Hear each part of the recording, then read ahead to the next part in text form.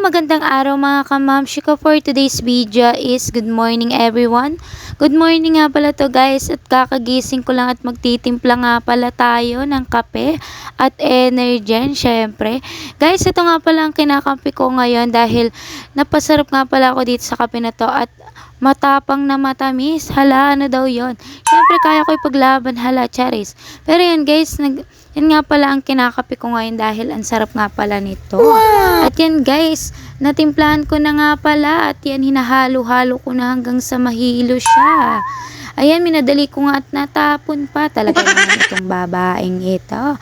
At ayan, inano ko pa rin yung isa at wala nga palang cereal. Bakit nga ba walang cereal yan? Chares. Pero yan guys, pagkatapos na ay nag-umpisa na nga pala akong mag-ayos ng sarili ko. Syempre, ano pa nga bang unahin ko kundi ang sarili ko? Alam nga naman sarili nyo. Hala, hindi tayo ganon. Yung ibang tao lang yung ganon. Hala, walang ganon. Pero yun guys, nag-ayos na nga pala ako. Yan lamang ang aking inaayos sa aking mukha. At syempre, ngayon lang pala tayo nakapag-ayos ng ganito dahil pagising ko, lipstick nga lang pala ang ginagawa ko. Pero ayan, nagano na nga pala ako ng sarili ko. At nag-lipstick pa nga ako niyan sa aking pisngi. Talaga naman nagkapakalandi naman ano ba naman, saan ba ito'y gogora? Talaga naman nagpapaganda pala. Charot. Pero yan guys, napolvo lang pala ako niyan is, ayan lang ang ginagamit ko is okay na. Syempre pupulbuhan ko rin ang leg ko para naman hindi tayo maging maitim. Puti mukha, itim leeg. Wala, charot. Pero yan guys, mag-ayos na nga pala ako niyan at syempre, hindi mawawala ang aking papilik mata. Syempre, fake eyelashes nga pala guys. Bumili nga pala ako at ilalagay ko na sa aking mata. Syempre, nag-aaral nga pala tayo niyan guys na magdikit ay madali lang pala. Akala ko naman hindi at kaya ko na ang sarili ko. Naglagay-lagay nga pala ako niyan at nahihirapan pa ako dahil ang salamin namin ay nabasag na. At ang gamit ko nga pala dyan ay salamin ng motor. Huwag niyo ako i-bash dahil yan lang po ang salamin ko. Wala pa tayong pambili ng salamin kaya ayan muna. Diyos ko, ay talaga naman kailangan natin itong tiyagain. At talaga naman pag ikaw'y nagpaganda ay talaga naman kahit ano pang iharap nyo ay talagang gaganda. Wow! At yan, hindi ko alam kung bakit ang tagal-tagal ko dyan at ayaw na nga palang dumikit. Diyos ko, nasakit nga pala ang mata ko dyan. Syempre, pangalawang beses ko nga lang pala ito maglagay guys sa aking sarili. Syempre pinagpahinga ko muna ang aking pilik mata bago naglagay ako uli.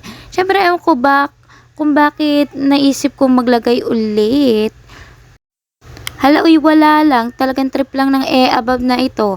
Aba naman ito pa iba-iba ang isip. Syempre yan guys, pag ako'y naburyong itatanggalin ko uli siya. Tapos maglalagay ulit ako. Ano nga bang pakialam nyo? Akin naman ito.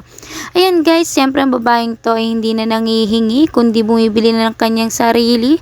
Sabi ko nga pala sa anak ko kung okay na ba at tingin ko naman ay okay na kaya doon na ako sa kabila para naman matapos agad. Siyempre yan guys, tingnan nyo naman ako, hirap na hirap akong magsalamin at yan lang pala ang salamin ko. Buti na lang pala guys ay natago yan ng asawa ko, kung hindi ay talaga namang wala kaming sasalamin.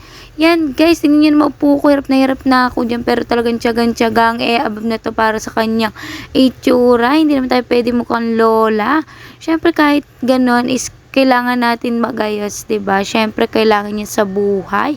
At porkit nag-asawa at nag-anak ka na hindi ka na pwedeng mag-ayos. Hala, uy, ang drama naman neto. Baka may magsabi na naman dyan na, oh, ang landi-landi mo. Ay, pokpok. Charot. Chares. At yan guys, kung nakaabot ka sa video na ito, pwede naman paki-like and follow, share ng aking video. Syempre para naman is masuportahan nyo ko. Yan, thank you guys. At yan, tingin ko naman na okay na. At yan, tapos na at nagmamaganda na ang album na ito. Ay talagang kahit di maganda, ay talagang ganda-gandahan tayo. Syempre yan guys, bago tayo nagganda-gandahan, ay mag-aayos na nga pala tayo ng higaan.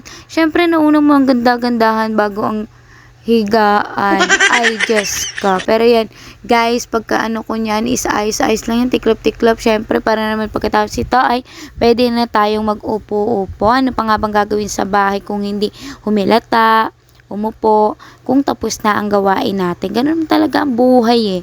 Pag naman talaga, pag nasa loob ka lang ng bahay, ang sarap-sarap sa feeling, parang walang stress sa buhay. Kasi nakakatamad naman yung lalabas ka, tapos yung mga stress sa labas, nakakabwisit lang, makikita mo. Hala, uy, walang ganun, joke. joke lang to. O baka may mag-isip na naman dyan ha.